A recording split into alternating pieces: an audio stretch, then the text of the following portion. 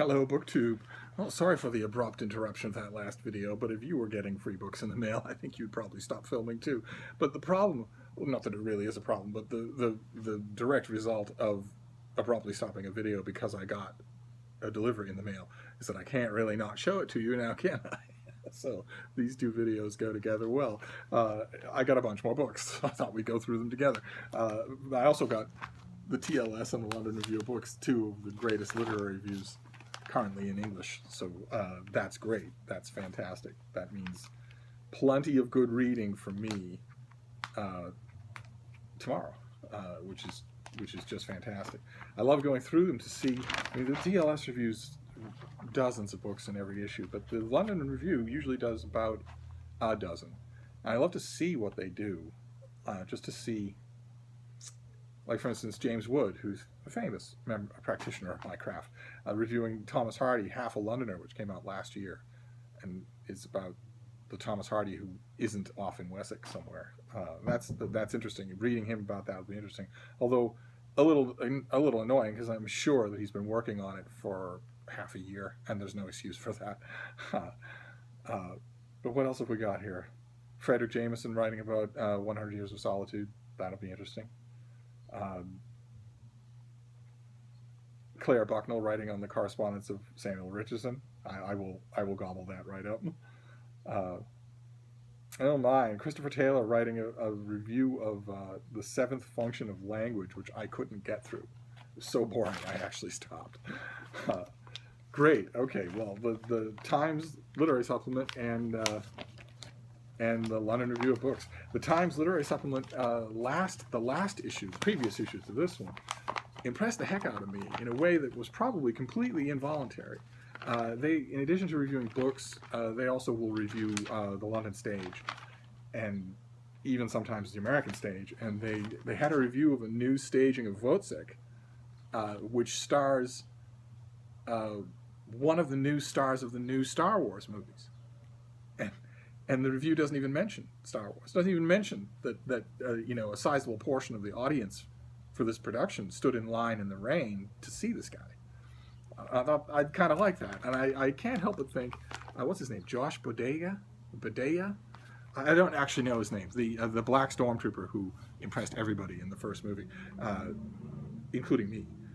I don't remember his name, but I do think that if he saw that review, it probably pleased him immensely not to have Star Wars mentioned at all. But one way or another, I've got a ton of great reading to do at my hole-in-the-wall Chinese food place tomorrow. That's wonderful. That's good to know. But in addition to that, we've got books to open. So let's get on that.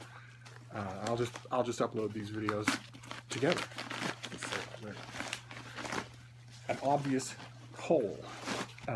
So let's see. What is this first one? All right, well, the first one comes out in October, and it is a Steve book. If you remember, the last one, the one that I just stopped, was an entire book haul with no Steve books. So it's nice to have this one. This is the new Mark Halperin, Paris in the Present Tense, which I can't wait to get to. He, as a novelist, he is one of my favorites, currently working today. Great, fantastic. So that's a fine start. Let's move on to this next one.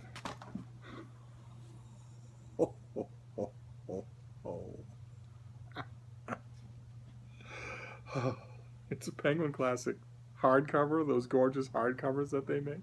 And this one is 20,000 Leagues Under the Sea with Mana Wars as the cover design, front and back. Oh. 20,000 Leagues Under the Sea is one of my favorite guilty pleasure novels. I will, believe it or not, I'm sure you do at this point, believe it, I will reread it simply because of this edition. Fantastic. All right. Okay, we're off to a great start. I don't in any way think that this will be an entire mail haul of Steve books. That's never happened. Not once in all the time we've been opening mail we had an entire mail haul full of Steve books, and I don't think this will be one. But it's nice to start off with two, especially after an interesting but bullseye-free mail haul just before this. So let's move on here. What is this next one? Okay. We are 3 for 3. This is by Lauren Johnson, and it is So Great a Prince, The Ascension to the Throne of King Henry VIII. Well, isn't that a fantastic cover? Look at that. That is incredible. Okay. All right. So we have the new Mark Halperin. We have 20,000 Leagues Under the Sea in a gorgeous Keeper edition, and we have Tudor histories. Let's move on. Again, I'm not expecting the moon at all. 3 is good. They could all be judged from here on out, and I would be plenty satisfied. See, if you had this sort of stuff in the mail, you'd jump off your seat too and end a video. Wow. Okay. All right. This is another thing I really want. I didn't request it because I didn't think it was out in this country, but it's actually due any day now. It's The Strange Death of Europe by Douglas Murray. I don't know how many of you have seen maybe him readings or clips on YouTube. He's a scathingly intelligent thinker about the current immigration crisis in Europe. And the one bad side effect of that is that every time there's a new atrocity, a new Islamic atrocity, he gets a phone call within a minute, from 5 different news stations. So it starts to look like he's this vulture waiting for opportunities to be a talking head, and that's not true. But he is very much sounding a warning bell that if you are a relatively contiguous culture, Europe, and you set about a very conscious and very industrial program of importing hundreds of thousands of members of a culture that's not only completely different from your own, but hates your own, wants to destroy it, then you're committing suicide. You're committing cultural suicide. And that's what this book is. This book is the book that, I don't know where he finds the time to write, but this is the book that he's been sort of brewing for years now, a book about the suicide of Europe. So fantastic. I want it, so I'm glad I have it now. Okay. All right. It's our first non-Steve book. It's our first normal book in this haul, which is kind of amazing to go this far. This is by Bill Rohrbark, and it is called The Girl of the Lake. It's a collection of stories. It has a blurb that says compulsive and essential reading, but the blurb is by Lily King, who couldn't write her way out of a wet paper bag, so you got to take it for what it's worth. And it's a very nice copy. This must be a finished copy. Yes, it is a finished copy. Okay. I wonder if does that mean it's coming out as a paperback? Because ordinarily these things would be. This comes out at the end of June. Ordinarily these things would be blazoned with now in paperback if it had ever had a hardcover edition. It doesn't look like it did though. Okay, so this is a paperback original. Good. It's a beautiful paperback. And it's a collection of short stories. Captures the vivid characters whose layered interior worlds feel at once familiar and extraordinary. Rohrbark's characters are unforgettable, among them an adventurous boy who learns what courage really is when an aging nobleman recounts history to him, a couple hiking through the mountains whose vacation and relationship end catastrophically, a teenager pursued by 3 sisters all at once, a tech genius who exacts revenge on his wife and best friend over a stolen kiss from years past. Okay. He wrote a book called Life Among Giants, which the Washington Post described as a kinder, gentler John Irving. Some jokes just write themselves. All right, so The Girl of the Lake is our first ordinary book in this haul. Let's move on here. This one has some sort of foreign mailing stamp. I hope one of you didn't go to the trouble of mailing me something. We've covered this, right? Don't get me a book. If there's going to be book mailing going on, it'll be in one direction, from me to you. What is this? Oh, fantastic. Okay, great. Do I have a note of any kind? This is, great. I asked for this. This is. You remember an earlier mail haul? I got Jorge Carrion's Bookshops, a social history of bookshops. And I asked the publisher if they could get their hands on the original, and here it is. There it is. Good. Excellent. Okay. So now I have the book itself to read, and then the translation, which I haven't actually started the reading the copy that I got, the English language copy, and now I'm going to have almost no motivation to, because as the years go by, I think I've mentioned it on this channel before, as the years go by, I become less and less of a fan of translation, just in general. Plus, this one, look at the cover. Kid reading in a ruined bookshop. It's the if I remember correctly, the English language version that we saw on this channel had no cover art at all, just had the word. It would only be acceptable in America. So I might just start with this one and read the translation later.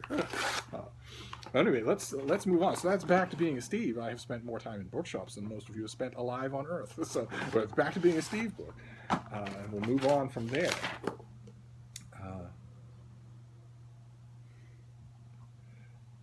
Wow.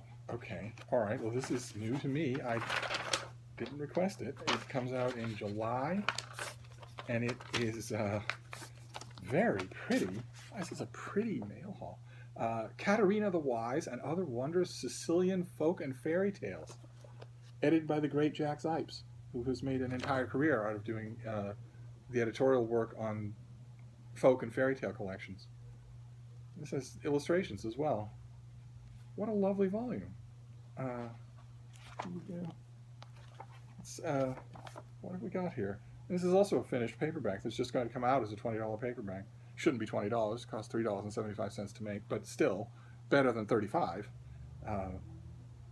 Well, gentlemen, here's a tale that people have told time and again. So begins the title story in this collection of 50 Sicilian folk and fairy tales, edited and translated by the noted folklore scholar Jack Zipes.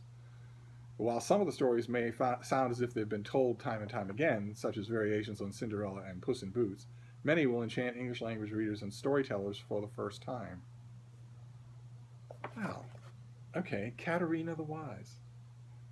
Giuseppe Pitre. All right. I spent a lot of time in Sicily, Taormina,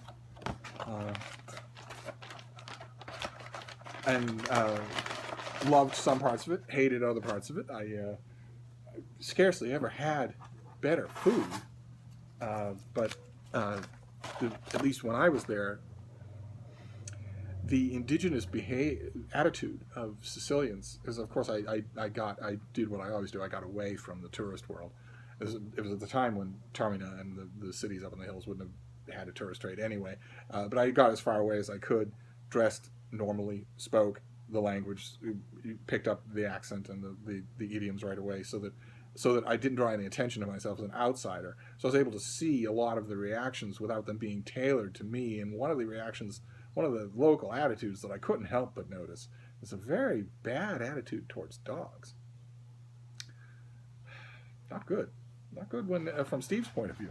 I got a lot of that in Africa as well. That I understand, because, dogs can carry disease, and they can travel in packs, and they can attract larger animals to your village that you don't want to come to your village. But in the scrub and hills of Sicily, maybe the same thing applies, one way or another. In both places, I got the hairy eyeball because when I used to travel, I would accumulate dogs, strays, that I would, basically lay down the law. I would say, I'm here for a short amount of time. I will make your life completely comfortable, and we will keep each other company, and I will pull stuff off your fur until I go. Then you go back to normal. Don't forget your normal life, because you're going back to it. None of you are coming with me. But for a while, anyway, we can visit. And in the Sicily and the towns that I visited, that was looked askance upon. Much the same as in Western and Southern Africa, where a lot of villages didn't like the fact that I came to them, that I'd come down the road to their village with a little crowd of dogs at my shins. Or they also didn't like the fact, and I got this also in the Caucasus, they didn't like the fact that their own dogs suddenly liked me. Their own. I used to get that all the time when I was traveling in the byways and the the sticks. You round a corner, you're coming towards a village. The village dogs come running out barking because that's their function. And I lost count of how many times the village dogs would come out barking, stop 20 feet away, and go.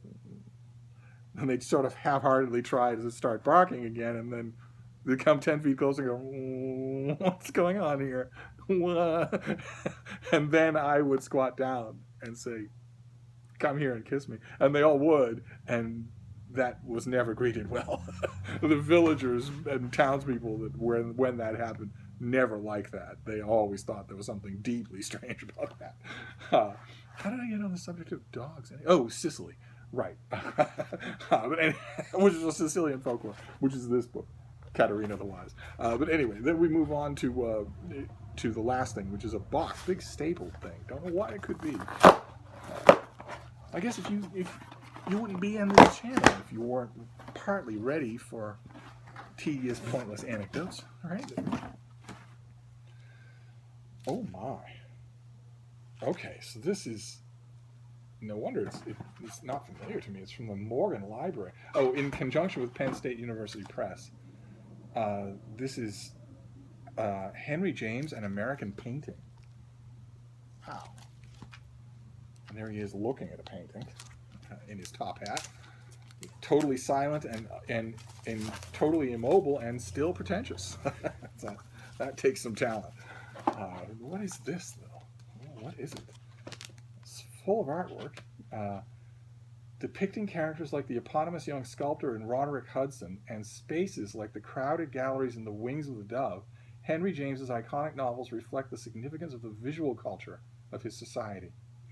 In this book, novelist and critic Colm Tobin joins art historian Mark Simpson and Declan Keeley of the Morgan Library to reveal how essential the language and imagery of the arts and friendship with artists were to James's writing.